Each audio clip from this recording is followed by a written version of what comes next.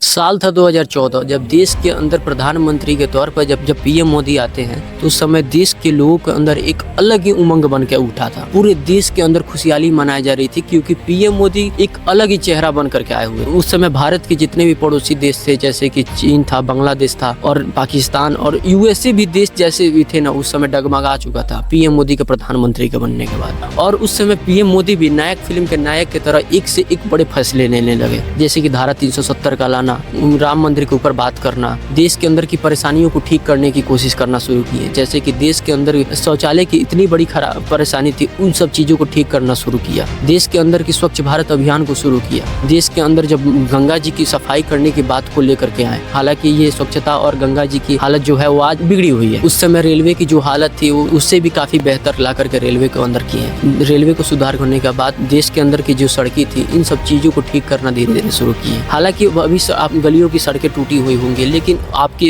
इन सड़कों की बात नहीं कर रहा हूँ जो स्टेट हाईवे और या फिर नेशनल हाईवे है, इन सब चीजों की बात की जा रही है। तो उस समय सोचने की बात हो गई थी कि देश में जब पीएम मोदी इतने बड़े बड़े फैसले लेने के बाद, इतनी अच्छे अच्छे काम करने के बाद आज इनकी इमेज इतनी खराब क्यों बनी हुई है। इसके पीछे सीधा कारण बनता है पीएम मोदी का चुप रहना। जब देश के अंदर पुलवामा जैसे अटैक हुए तो उस समय पीएम मोदी के काफी मजबूत बयान की देश पूरा उम्मीद लगा हुआ था, लेकिन पीएम मोदी का उतना मजबूत बयान आया नहीं। जब देश के अंदर पहलगाम अटैक हुआ तो उस समय पीएम मोदी से काफी सारी उम्मीद आया हुआ था पूरा देश, लेकिन फिर भी आप उसमें चुप रहे। आपके रक्षा मंत्री राजनाथ सिंह जी उस समय भारत के अभी अटैक होने के बाद हमारे देश के 5 जवान शहीद हुए थे। हमारे देश के सैनिकों की शहादत को रक्षा मंत्री के द्वारा दबा दिया गया। जब देश में मणिपुर जैसे इतने बड़े बड़े दंगे हुए, उन सब चीजों के ऊपर काफी देश उम्मीद लगा करके रखा हुआ था कि पीएम मोदी उस पर काफी अच्छे एक्शन लेंगे, लेकिन उसमें भी आप चुप रहे। अरुणाचल प्रदेश में जब चाइनीज आर्मी घुस रही थी उस समय भी आप कुछ नहीं बोले। जब युवाओं के साथ नाइंसाफी हो रही थी, युवाओं के साथ भेदभाव हो रहा था, उस समय भी आप चुप रहे। और आज तक पीएम मोदी की सबसे बड़ी विफलता एक ही चीज रही है 2014 से लेकर के 2026 के बीच में, वो रही कि वो एक भी प्रेस कॉन्फ्रेंस नहीं रखे। एक भी प्रेस कॉन्फ्रेंस ये हुए रहते तो आज देश के अंदर ये जो हालात बनी हुई है, बीजेपी की जो क्रेडिट बनी हुई है या फिर बीजेपी की ये सच्चाई है, वो देश के लोगों को नहीं पता होती। लेकिन आज जो भी हो, पीएम मोदी जी से सीधे आपसे यही बात कहा जाएगा कि देश का युवा अब जग चुका है। अब आप हिंदू मुस्लिम और जात पात करने के पीछे नहीं पड़ेगा।